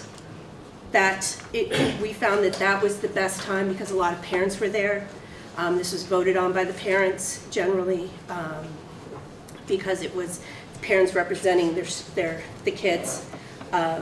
So we found that that was the best time because we had the most people. And as this group won't have any voting capabilities, they won't be any financial responsibilities. It's not something that has to be voted on at town meeting because they're not per se representing the town. Your overall school board member, which will be voted on, will have all of that discretion. So it's something that it can be taken care of at the school level, and obviously the community can be involved, and everybody, they can go and vote on it at that day. I know we always had, we as well also had absentee votes, ballots if parents weren't going to be there, so that can be taken into account and do absentee ballots. And that group is obviously going to just be advocating for their school and leading that with their principal to try to make things, bring forth what they feel they need to the board. Do you guys have anything? Well, so would you have 3 for Brattleboro then, for each? Well, each school would have their own, yes. Yeah. Because each school has their own flavor, has their own uniqueness. And this is a way that each school keeps their uniqueness. And there'd be more than 3 for Brattleboro. Well, there'd be 3. Right. But like, 'cause if we we have a 9-member board, if each board member's on a council, it would have to be the 4 outlying towns, the 3 elementaries in Brattleboro, and then the high school, middle school, career center conglomeration in some way for 2 of those Brattleboro representatives, or two representatives. I don't even know how we would figure that piece of it out. Obviously, the smaller towns are going to be easier because there are fewer schools. Right. You have one Dummerston school, so it's going to be easier to find representation for your individual councils and your advisory group for that one school, whereas you have 3 elementary schools, you're going to have the BAMs. So you're going to, especially with Brattleboro, I foresee having more of a parental involvement than a community involvement because you have so many schools. Whereas Dummerston, Putney, Vernon, you can involve more community members, which is why I thought having it like voting it back to school night because it's at the beginning of the year, so you can encompass the entire year with whoever is chosen to be on the advisory. You have that full year because those are always first thing at the start. How many people and who they be? 5 to 7, and it's whomever wants to be nominated, or so it could be teachers. It could be a teacher. Parents, I mean, they're community members as well. Richard. Ricky, I'm going to back something you said at the previous meeting. You said that the way the Union High School Board works, there are many groups that each of the directors are part of. So this is a broader question that has a bearing on that. What happens when we reduce the number of total school board members down to 9, 5 of which are Brattleboro? Right. What happens? I don't know. That's a lovely question. I'm not sure. Because currently on the high school board right now, there's the 9 members that are on it. Each one of us has to sit on at least 3 committees. And because we have subcommittees that do certain things. Like for instance, I sit on the BAMS committee. So I'm like the Brattleboro representative to the BAMS committee. There's a Guilford representative, a Vernon representative, because we're the 3 towns that send kids to BAMS. So we meet separately and then report at the overall meeting, this is what we talked about, this is what we did, this is what, and except for in the summer when we go to summer rules, there's no real decisions there. So it's more of like that advisory council kind of flavor. It's we're getting an update from what's going on in the school, we're making suggestions, those kinds of things. And I think that's the way a lot of the committees work. But that's the way that it sits right now. And you know, looking at the governance structure, if we had 9 members with all the different schools, I'm not, you know, I think Let me that. give you an example. Like, Yeah. so for the Career Center, right now we have the Regional Advisory Board, where the UHS board chair happens to be the chair of that advisory group. And then we have a UHS board member from Dummerston also attending that as a representative. So I would see, like with the Career Center, you'd have one Brattleboro, and you could have an outlying school board So member. 2 board members. Yeah, 2 for that. And I think that would probably be what you might want to do, so it wouldn't just be, I think for those 9 new board members, if we go with the 9 system, yeah, if you're the Putney representative, you're going to be on the Putney Council, but you also, maybe you're going to be on the BUHS Council, and somebody from Brattleboro, so there'll be 2 board members on that council. For Jill, I think it would be helpful for us to look at the committees next time, so we just get a sense of the timing and what committees are needed. Go ahead. So I'm still coming back to it the other way, is what do we want the advisory boards to do? Or not we, but what do we envision that role? So who would we have on it, and what would they, I mean, obviously that if you put a union board member on it, you're gonna have some feedback directly to the larger board. But beyond that, especially if you say you're going to do like 3 within Brattleboro for the 3 different elementary schools, then is that basically the parent group as well? It kind of is. I mean, what I see is specific input to a particular school on programming and activities. And so it's almost like a PTO, but you know, where you'd have a principal, you'd have the board rep, you'd have parents, teachers, community members. I think a number like 5 to 7 makes sense, so it's manageable. You know, advocating for that particular school. I was wondering if then it's not the school board member that is doing all of those subcommittees. Those are all being done by members of each town's, what do we call them, sorry, the name again? Advisory council. Yeah. So that board members are no longer, I mean, what it means is that board members are no longer having that kind of direct contact within the school. Well, I mean, maybe just to throw it out, like using BAMS as an example, like right now on the high school board, like when it comes time for budget reasons and whatever else. I mean, a number of years ago, there was an issue where there was some things that the school really felt needed to be on, and the BAMS committee really advocated to the budget committee to say, hey, we really need to keep this in the budget. Let's keep that there. You know, and I don't remember what that specific item was, but it was a specific item. I think it was related to beams, and it was like, yeah, we need to keep beams, but the grant is diminishing, so we need to match and come up to that. Okay, let's do that.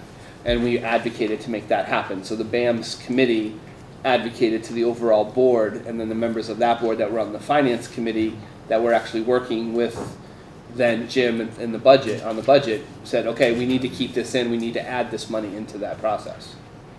So that work happened, and I think that's what it would do. Sorry. But this is one of the things that we really do want to bring back to our. I mean, we're bringing all of this back to our boards, but bringing the various scenarios of what this council could look like to our boards, because they will definitely have feedback for us.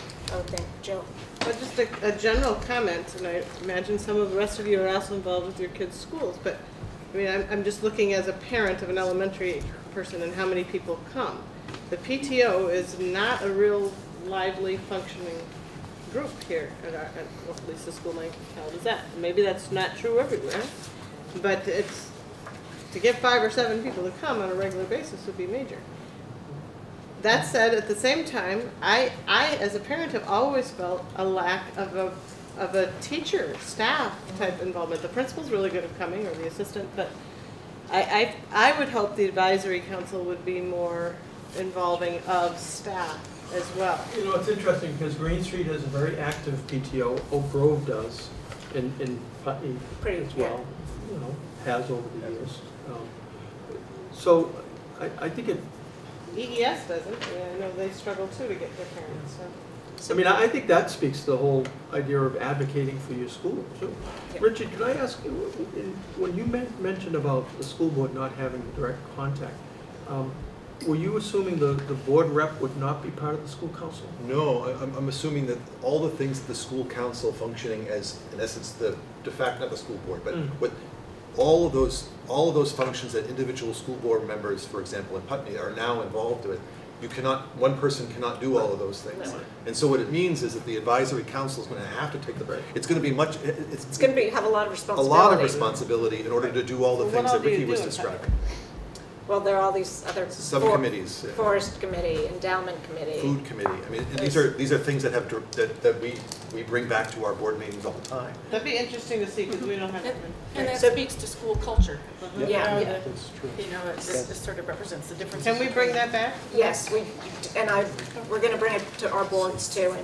So we have 3 minutes, but I'm going to, can you quickly? Yeah, I just have a couple things food for thought.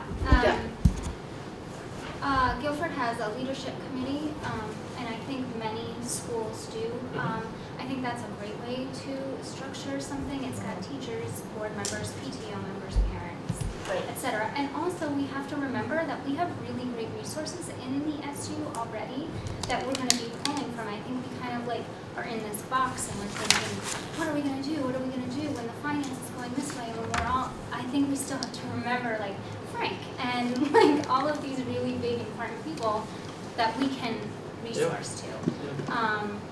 There was another thing that I forgot. So relating to your first comment, I was thinking when Act 60 first passed and then Act 68 revised, they had the Act 60 action plan committees. And you know, some schools function very well, but you know, I think that's, and again, it's a school culture. If you had those committees working and doing a good job, it was just really important for that school. And I think that's where we have to make this an important element of supporting the school, the individual school. Yeah, and I sat on an action planning at Dummerston for quite a few years, and that was a great way to learn about educational programming and really get an in-depth feel for what the staff was working on and towards, you know.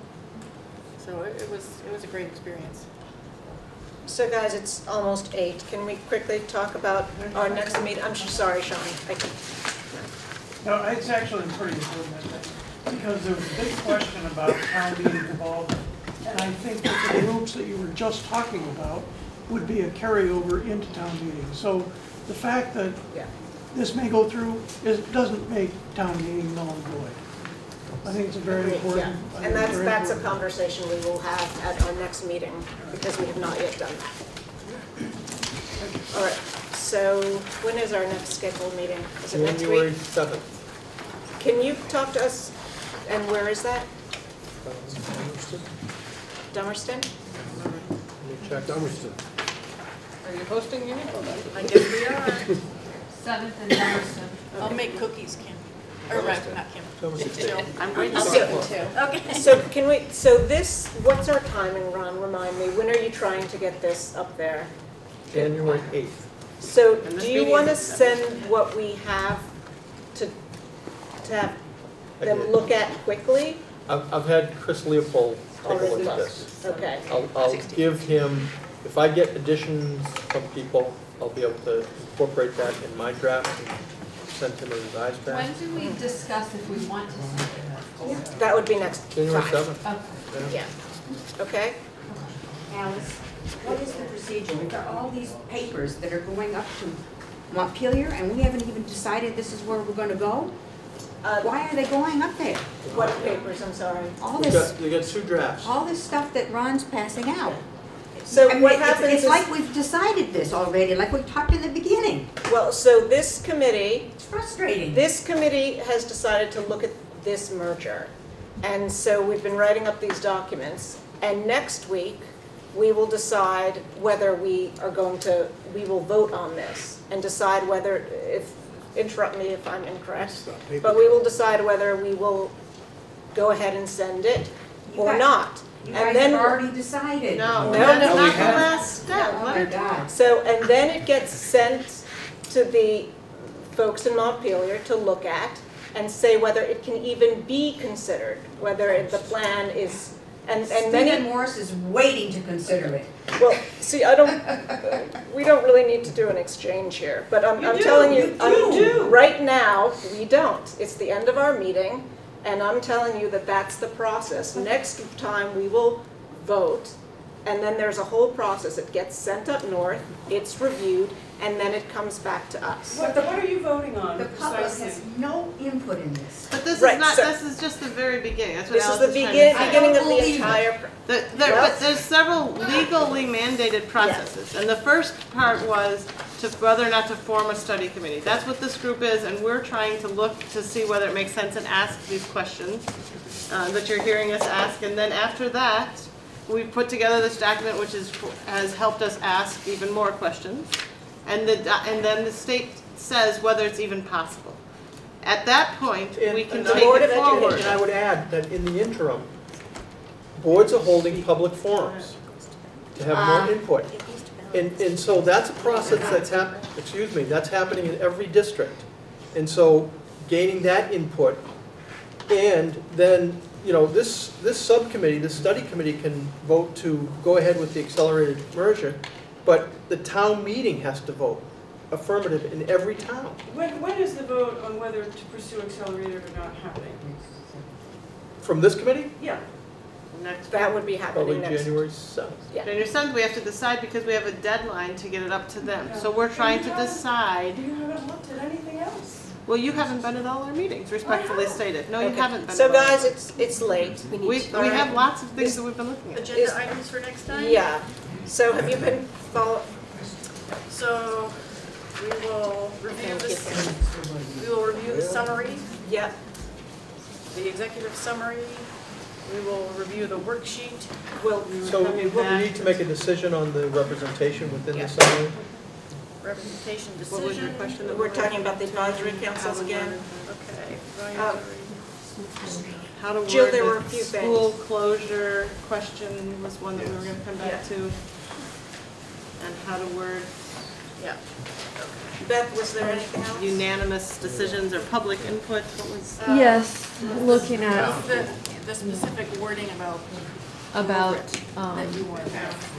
yeah, there were two things about public input and what that would look like, how, like formally, how do we gather public input? And then programming, And right, then how the- it would be potentially phased in. Yes, for core programming. Yeah, core programming, okay. And, Maybe we still want. Do we want a longer meeting than 2 hours? Yes. Next week? Yep. yes. Start at 5. Put a break in it. Start at Can- 5? can we And do can we have 5? food at Dummerston? 5. And when do you present what our school board said at the last meeting? Can you talk to her about this later? No one You're needs to. interrupting. You're interrupting. I know. So 3, can everyone be there at 5? 5? I can't. You can't? How about 5:30? You want to split the difference? 5:30? 5:30? Will that Ricky, work? I already leave work an hour early to come here for 6, so Okay. it's hard for me to leave 2 hours early. 6 to 9? 6 to 9, Ricky, I would you said? prefer us all to be there. Yeah. 6 to 9. 6 to 9. Okay. Sorry. Then we need a break halfway through. Okay. Dummerston will have food. We'll have coffee. We need No, all right. Is there a motion to adjourn? Yeah, sure. Is there a second? I'll second it. All those in favor? Aye. Any opposed? It's not so much.